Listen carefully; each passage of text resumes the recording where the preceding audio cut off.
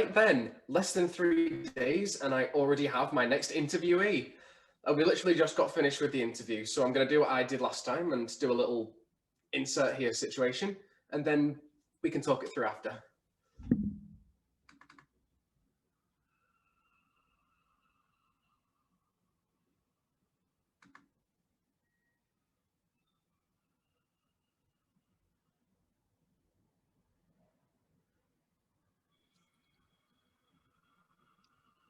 When you called me, you sounded older. How old are you? That doesn't matter. Old enough to drink, which makes me old enough to have a conversation with someone. And you said that you had some interesting tale to share. Right, you were interested in the guy outside the theatre. Yeah, that's the one. You said it was a bit odd. I'm doing a project on the interesting experiences that you can have if you're really tuned into the nightlife of a place. Well, I mean, I can't say this would be particularly enlightening, but all right. I work at the box office in the theatre downtown, and late at night, when people are leaving, they usually hurry out to their cars when we're closed, and on our way home, about 15 minutes after the curtain call. Recently, people have been hanging around longer. I didn't notice it at first because I was busy tidying everything away and make sure the money was back in the safe, like general end of day. The other night, though, I wasn't feeling too great, so I was headed out early when I ran into the crowd that was still gathered outside. We had everything outside, and there was this guy. He climbed off the top of it and was sitting on this old piece of carpet that presumably he brought himself. And I didn't think much of it. Sometimes people try and promote their own shows, and that's all I assumed it was. Adding with that, I was sick I felt. I just wanted to get home, so I hurried past. But as I did, he yelled out at me to take the painkillers in my desk drawer. And I thought it was a bit strange and honestly a little unnerving to have this random guy shouting things at me. But anyway, I knew there was no painkillers in my drawer because I just ran out. So I figured he was a bit of a nutcase and I went home. Cut to the next day, I'm at work and I feel frankly awful. I forget to buy a fresh pack of painkillers. My head feels too. Almost absent-mindedly now, I dug through my desk, knowing there'd be nothing to find, but I was desperate. And the glare of the computer screen was like causing my vision to blur. Right on top was a pack of fresh pills. I stayed like for a solid minute before thinking, oh, I must have been wrong, and taking a couple of them. And I've never had my headache disappear so fast. And once I felt a little better, I turned it over and over in my mind, and I couldn't for the life of me work out when I might have replaced the box. That evening, after the show, I hurried out, pushing through the little crowd he'd gathered to talk to him.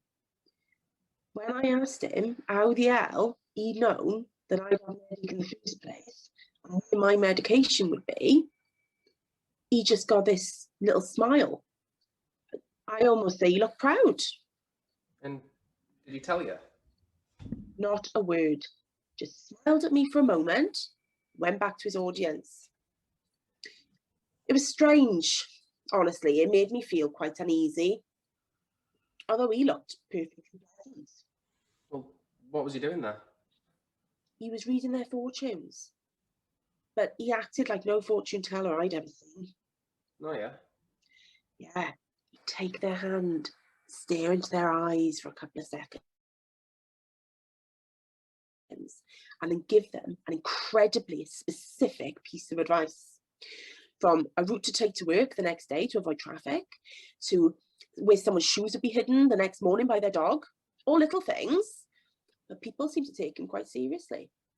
He had this air of confidence to him. Did you ever manage to tell if anything that he said came true? Well, besides the thing about my headache, I noticed some of the same people coming like back and back again. When I spoke to a few of them, they swore up and down that everything he said was accurate and that he had a knack for predicting things. Is he still there every night? I wouldn't mind speaking to him myself. No, about a fortnight ago, he was doing his thing. And at this point, I began to join the watchers, trying to work out how he was able to just see the things he did. And it was about 20 minutes before he usually wrapped up when this other guy suddenly showed up. He was quite a good bit taller than the fortune teller.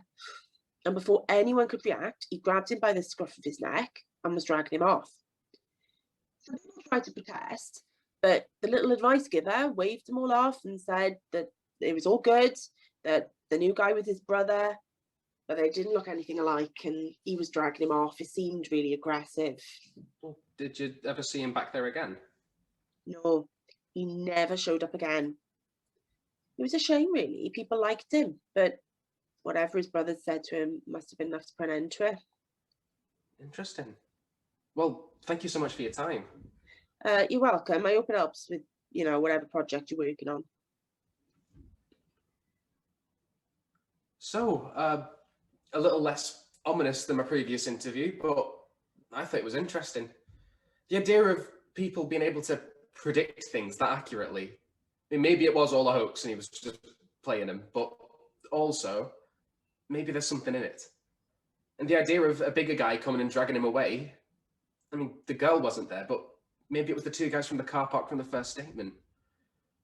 I need more, but now I've started, I think I'm getting on a roll with these. I'll have more for you guys soon. Later.